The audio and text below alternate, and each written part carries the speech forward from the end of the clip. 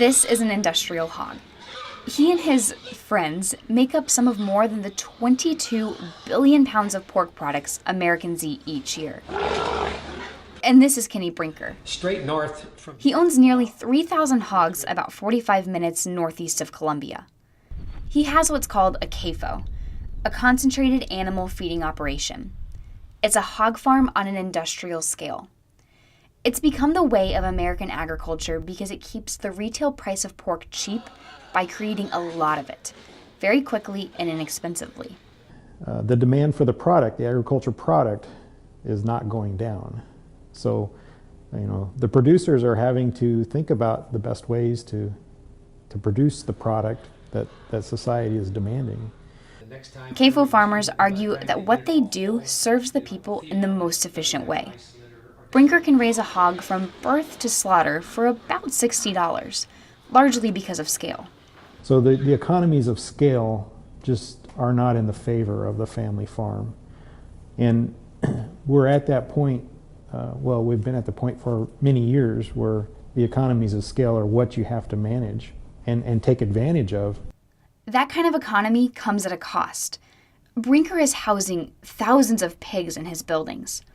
Those hogs are subject to the same natural processes as the rest of us.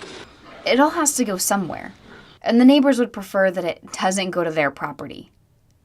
Jeff Jones lives about 12 miles from Brinker, but he's only about 3/4 of a mile from a proposed CAFO.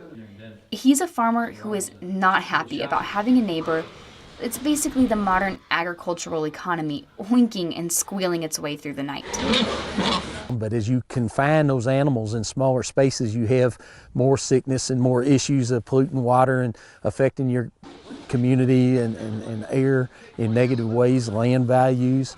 They know the inroads. He's the president of a local group called Friends of Responsible Agriculture, which has been fighting the proposed hog farm since 2014. Many of their arguments center on what could happen to all that pig waste. Well, you can't have the animals and the people both in competition for the natural resources.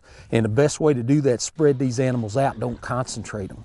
Because you're hurting the water, you're hurting the air, you're hurting the people, you're hurting the animals. But farmers are arguing that these allegations aren't true. Brinker says that his operation is following regulations set by the Department of Natural Resources.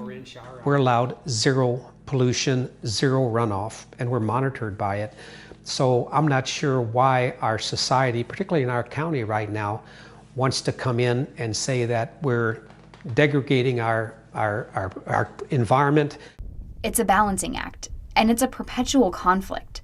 Pork chops are cheap at the grocery store, but there's always a cost in the modern economy. With producers Carrie Littlejohn, Michael Boyer, and Caroline Watkins, Mackenzie Elliott, KBIA News.